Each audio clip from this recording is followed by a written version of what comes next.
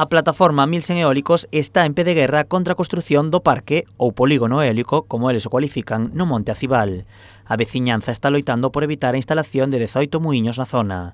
Na súa última visita ao monte, atoparon un achado que pode xogar ao seu favor, un petróglifo. Un petróglifo que en principio está sin documentar. Si está documentado xa non lo dirán, pero ali hai unha zona de obras onde xa as máquinas andiveron por ali movendo o terreno e o petróglifo estaba sin sinalizar, polo cal queremos que non o viron siquera. A plataforma xa informou o Seprona e pide a paralización das obras ata a catalogación do petróglifo, cumprindo así co establecido na declaración e no estudo de impacto ambiental. Pois nós creemos que debería supoñer a paralización das obras. Pero bueno, esos son os organismos os que o teñen que decir, tanto Patrimonio como Seprona ou quen sea.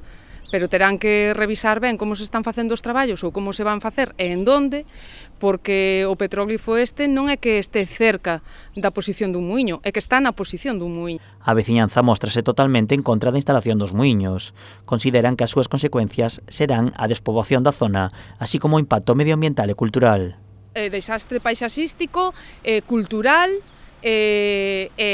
para os veciños desde logo, porque hai as líneas de alta tensión xeneran electromagnetismo, hai ruídos e hai as sombras parpadeantes. As sombras parpadeantes significan que o muiño se pode dar sombra cada vez que a aspa xira. A plataforma denuncia que o proxecto nin se consultou nin se informou a veciñanza. Pero isto non se conta cos veciños nunca. É dicir, aquí parece que só conta a empresa promotora e o Concello que se leva un tanto por obras, bueno, pola licencia de obras, pero que pan pa hoxe fame para mañán. Dende a MIL consideran que o desenvolvemento da enerxía eólica en España é desigual, un programa que non deixa de instalar muiños en Galicia, a pesar de que a comunidade xera máis enerxía da que necesita. En Madrid, por exemplo, teñen instalados 0 megavatios e 0 en previsión. É dicir, o que nos están dicindo é que Moraña para eles é unha terra de sacrificios, que poden vir a Moraña a poñernos no monte o que lles dé a gana a estas empresas que non son galegas e que non pagan impostos aquí e que se levan a enerxía para outro lado.